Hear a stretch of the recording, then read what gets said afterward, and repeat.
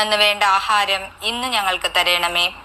ഞങ്ങളെ പ്രലോഭനത്തിൽ ഉൾപ്പെടുത്തരുതേ, തിന്മയിൽ നിന്ന് ഞങ്ങളെ രക്ഷിക്കണമേ.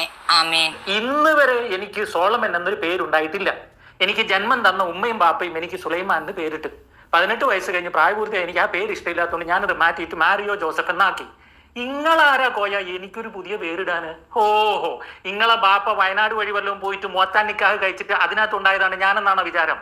ഓ, മോത്താനിക്കാഹ് എന്താന്നുള്ളത് ഇങ്ങക്കറിയും, പക്ഷെ പൊതുജനത്തിന് അറിയില്ല. അതുകൊണ്ട് പൊതുജനത്തോട് പറഞ്ഞോട്ടെ, ഈ മുസ്ലിം നിങ്ങൾ ഒരു നാട്ടിൽ നിന്ന് വേറൊരു നാട്ടിൽ, അതായത് ഒരു ഭാര്യയും ഭർത്താവായി ജീവിക്കുന്ന ഒരു മുസ്ലിം, ഭർത്താവ് ഒരു ജോലിക്ക് ഒരു നാട്ടിൽ പോയി കഴിഞ്ഞിട്ട് അവന് കാമം മൂത്ത് കഴിഞ്ഞാൽ അവൻ ഇസ്തിംനാഉം ബിയദ് ചെയ്യാൻ പാടില്ല എന്ന് പറഞ്ഞാൽ അവന്റെ കൈകൊണ്ട് അവൻ സ്വയംഭോഗം ചെയ്യരുത്. പിന്നെ അവൻ സിന ചെയ്യരുത്, ലാ തഖറബു സിന, വ്യഭിചാരത്തോട് അടുക്കരുത്. അപ്പൊ ഇത് രണ്ടും ചെയ്യാൻ പറ്റാത്ത ഇവന് കൺട്രോൾ തെറ്റി എന്ത് ചെയ്യാന്നറിയോ? ആ നാട്ടിൽ ഏതെങ്കിലും ഒരു മുസ്ലിം പെണ്ണിനെ അവർക്ക് വേണ്ടപ്പെട്ടവരെ കണ്ടെത്തിയിട്ട് തൽക്കാലം കല്യാണം കഴിക്കാം. അവൾ ഒരു മഹർ ചോദിക്കും, അതായത് ഒരാഴ്ചയാണ് കൂടെ കിടക്കുന്നതെങ്കിൽ അതിനൊരു കൂലി ചോദിക്കും. ആ കൂലി അങ്ങോട്ട് കൊടുത്ത് ആ ഒരാഴ്ച ചെയ്യുമ്പോൾ ആ വിവാഹം എന്ന കോൺട്രാക്ട് തീരും. ഒന്നും കൂടെ പറഞ്ഞാൽ നിയമാനുസൃതമാക്കുന്ന വ്യഭിചാരം അത് ഈ ലോകത്ത് ഒറ്റ മതത്തിലേ ഉള്ളൂ. വലിയ വർത്താനൊന്നും പറയല്ലോ ഉസ്താദെ, ഞാൻ മിണ്ടാണ്ടിരുന്നതാണ്, എന്നെ കൊണ്ട് മിണ്ടിപ്പിക്കുകയാണ് നിങ്ങൾ വായക്കകത്തിട്ട് കമ്പിട്ട് കുത്തിയിട്ട്. മനസ്സിലായ? അങ്ങനെ ഈ നിങ്ങളുടെ വാപ്പ പോയ വഴിക്ക് ഉണ്ടായതൊന്നുമല്ല, ഞാൻ നിങ്ങൾക്ക് തോന്നിയ പേര്.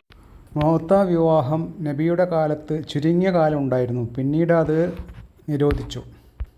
മാരിയോ ജോസഫിൻ്റെ സംസാരത്തിൽ നിന്ന് മനസ്സിലാവുക ഇന്നും ഈ മൗത്ത വിവാഹം ഉള്ളതായിട്ടാണ്. അതൊരു തെറ്റിദ്ധാരണ വരുത്തലാണ്. ബുഖാരി, മുസ്ലിം ഹദീസ് ഗ്രന്ഥത്തിൽ നിന്ന് ഇബ്നു മസ്ഊദിൽ നിന്നും നിവേദനം: നബി ഞങ്ങളോടൊപ്പം യുദ്ധം ചെയ്യുന്നവരായിരുന്നു, ഭാര്യമാർ ഞങ്ങളുടെ കൂടെ ഉണ്ടായിരുന്നില്ല. അതിനാൽ വൈകാരിക ആസക്തിയിൽ നിന്നും മുക്തരാവാൻ വേണ്ടി ഞങ്ങൾ ഷണ്ഡീകരണം നടത്തട്ടെയോ എന്ന് നബിയോട് ചോദിച്ചു. അപ്പോൾ അവിടുന്ന് ഞങ്ങളെ തടഞ്ഞു. അനന്തരം മൗത്ത വിവാഹത്തിന് നബി സല്ലല്ലാഹു അലൈഹി വസല്ലം ഞങ്ങൾക്ക് അനുവാദം നൽകി.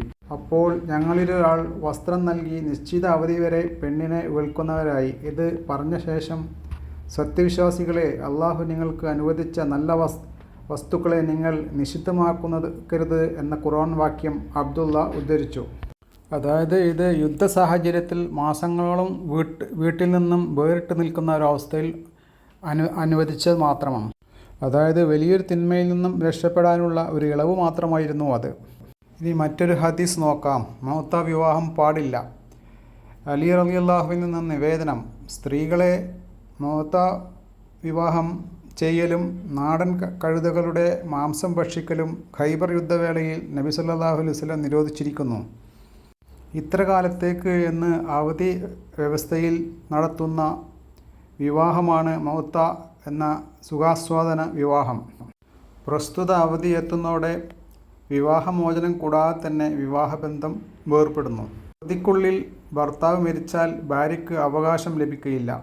വിവാഹത്തിൻ്റെ പ്രമുഖ ലക്ഷ്യമായ സന്താനോൽപാദനവും വംശവർദ്ധനവും ഒന്നും പരിഗണിക്കാതെ ലൈംഗിക ആസ്വാദനം മാത്രം ലക്ഷ്യമാക്കിയിട്ടുള്ള ഇത്തരം വിവാഹം ജാഹിലിയ്യ കാലത്ത് സാധാരണമായിരുന്നു.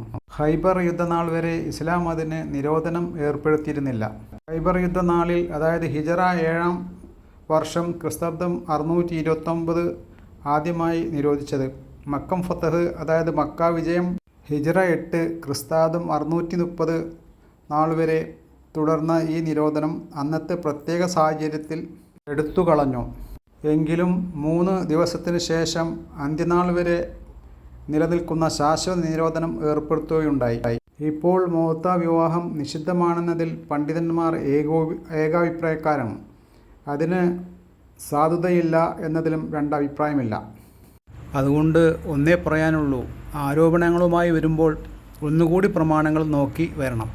അന്നു വേണ്ട ആഹാരം ഇന്ന് ഞങ്ങൾക്ക് തരണമേ.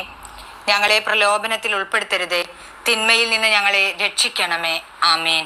അന്നു വേണ്ട ആഹാരം ഇന്ന് ഞങ്ങൾക്ക് തരണമേ. ഞങ്ങളെ പ്രലോഭനത്തിൽ ഉൾപ്പെടുത്തരുതേ,